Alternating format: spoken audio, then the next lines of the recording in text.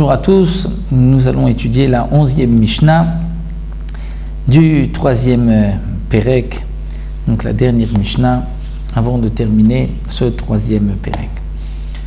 Juste une petite précision, nous avons mentionné dans la Mishnah précédente les portes du Nicanor, elles n'étaient pas en or, elles étaient en cuivre, mais elles étaient lourdes quand même, et c'est donc pour cela qu'on a dû les jeter pour alléger le bateau.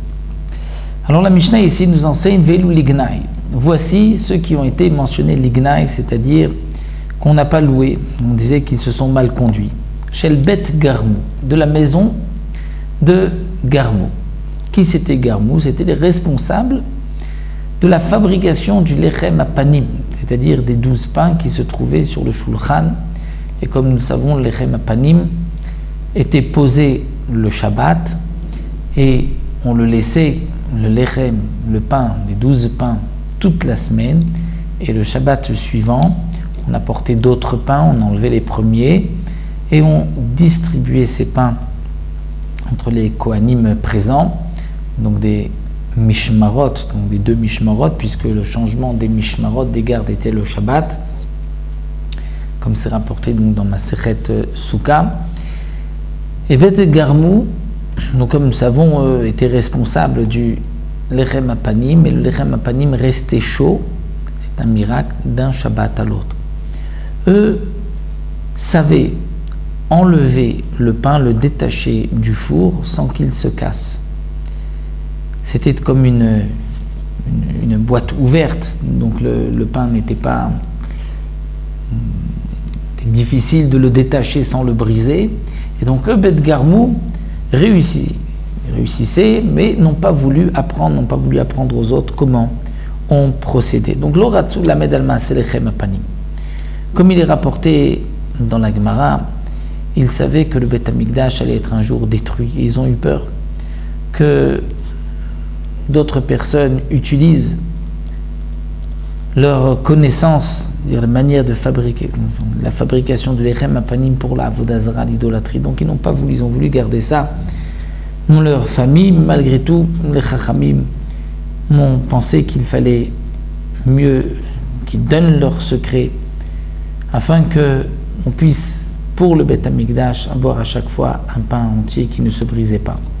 Chez le Beth Aftinas, la maison de Aftinas, ça nous l'avons vu dans le premier Pérec, c'était les responsables de l'Aktoret. Eux aussi, l'Oratsul et la Med al-Maaseh Aktoret n'ont pas voulu apprendre aux autres Maaseh Aktoret comment on procédait. La préparation de l'Aktoret, essentiellement, l'Agma nous dit, il y avait une herbe, une plante qui s'appelait Ma'ale Hashan, puis monter la fumée. Comme on dit Ma'ale Hashan, Kol Shi'u, on mettait un tout petit peu, et lorsqu'on mélangeait un peu de Ma'ale Hashan, la fumée montait comme un bâton, mais ne se dispersait pas. Donc Bet Aftinas connaissait cette herbe Ma'ale Hashan et n'ont pas voulu la communiquer, ils n'ont pas voulu donner leur secret. Ougras Mondon Ben Lévi, lui était un Lévi, à Yuda Perek Bashir. Il savait chanter, il avait une façon de sortir des sons particuliers de sa gorge, et il n'a pas voulu apprendre, les autres n'ont pas voulu apprendre, pour ne pas, comme l'Agma nous dit, que ce soit utilisé un jour pour la avodah zara. Velo Ratzal Lamed n'a pas voulu l'enseigner. Ben Kamtsar, lo Ratzal Lamed al Maaseh Aktav. Ben Kamtsar, qui lui était sofer, n'a pas voulu apprendre Maaseh Aktav, c'est-à-dire l'écriture. Il savait, il pouvait mettre lui 4 kulmuz, 4 plumes entre les 4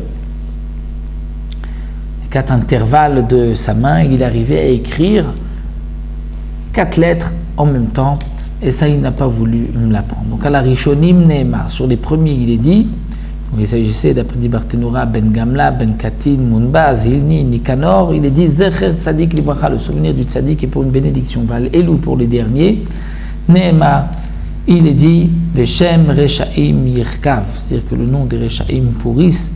Donc on voit que les Chachamim n'étaient pas contents de leur conduite, au point que on les a presque maudits de dire Shem Rechaim Yirkav, le nom des Rechaim pourrissent, c'est-à-dire qu'ils ne soient pas rappelés.